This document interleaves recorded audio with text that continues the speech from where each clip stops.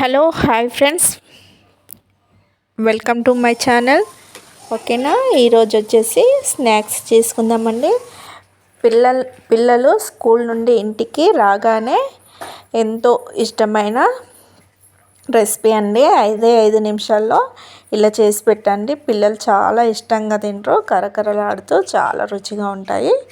ఓకేనా, చూస్తూ ఉండండి. ముందుగా 2 గుడ్లు 2 పొటాటోస్ అయితే తీసుకోవాలి. పొటాటోని పీల్ చేసుకొని పక్కకు పెట్టుకొని, ఇంకా మనము చూడండి షార్పర్తో సన్నగా కట్ చేసుకోవాలి. ఓకేనా, ఉప్పు నీళ్ళల్లో వేసుకోవాలండి. మనం కట్ చేసుకొని పల్చగా కట్ చేసుకున్న వెంబటే ఉప్పు నీళ్ళల్లో వేసుకుంటే మనకు క్రిస్పీగా వస్తాయి ఆలుగడ్డలు. ఓకేనా,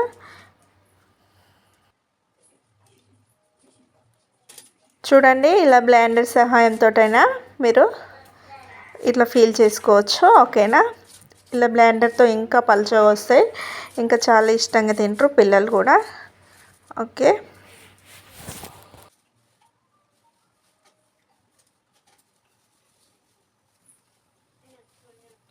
చూడండి నేను వెంబటే ఉప్పు నీళ్ళల్లో అయితే వేసాను.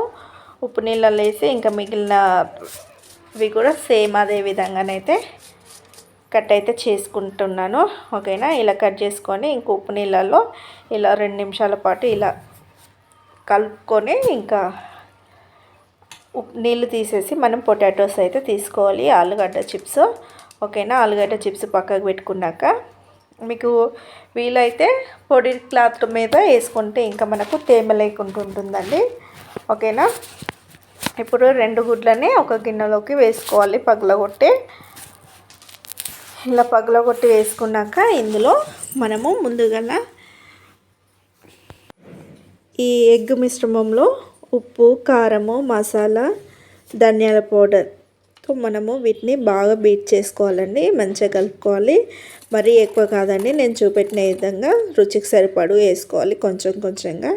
ఇలా వేసుకున్నాక మనము కట్ చేసి పెట్టుకున్న బంగాళాదుంపలు ఉన్నాయి కదా, వాటిలో కూడా ఉప్పు, కారము, ధనియాల పౌడర్ వేసి, అలాగే బియ్యం పొడి 3 టేబుల్ స్పూన్, శనగపిండి 3 టేబుల్ స్పూన్ ఇలా వేసుకొని శనగపిండికి బదులుగా కార్న్ఫ్లోర్ కూడా వాడవచ్చండి. నా దగ్గర కార్న్ఫ్లోర్ లేదు కాబట్టి అది స్కిప్ చేసి శనగపిండి అయితే వాడాను. మీ ఇష్టం అండి, ఏదైనా వాడచ్చు.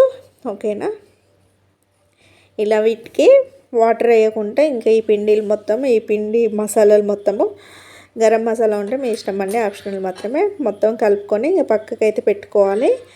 ఓకేనా, పొటాటో చిప్స్ అయితే పక్కకైతే పెట్టాను. ఇంకా డీప్ ఫ్రైకి సరిపడు నూనె అయితే వేడి చేసుకోవాలి.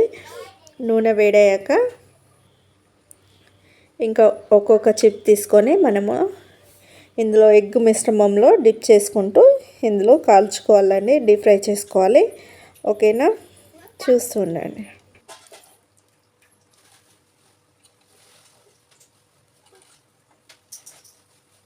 ప్యాన్లో పట్టినన్ని వేసుకోవాలండి, ఒకదానికొకటి అంటుకోకుండా విడివిడిగా వేసుకుంటే మీకు చిప్స్ అనేటివి బాగా వస్తాయండి. ఓకేనా, ఇలా 2 వైపులు తిప్పుకుంటూ కాల్చుకోవాలండి. ఓకేనా, మధ్య మధ్యలో తిప్పుతూ ఉండాలి.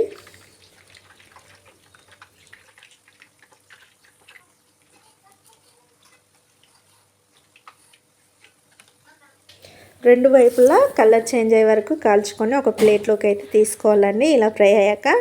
ఓకేనా, స్టవ్ని మీడియం ఫ్లేమ్లో పెట్టుకొని కాల్చుకోవాలండి. హై ఫ్లేమ్లో పెట్టుకున్నాం అనుకో పైన ఎగ్ అనేది కలర్ చేంజ్ అయ్యి లోపల పచ్చి పచ్చిగా ఉంటుంది, పిండి అలానే ఉంటుంది. ఓకేనా,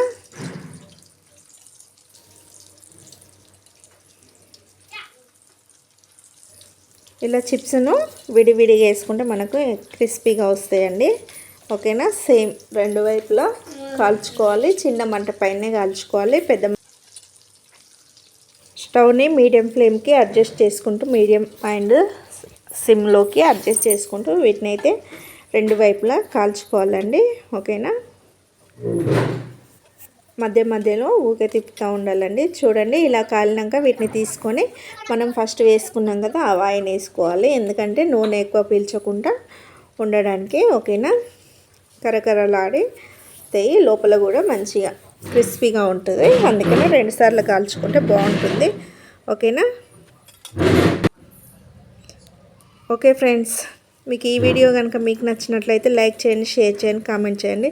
ప్లీజ్ సబ్స్క్రైబ్ చేయండి. వీడియో మొత్తం చూసి లైక్ చేయండి.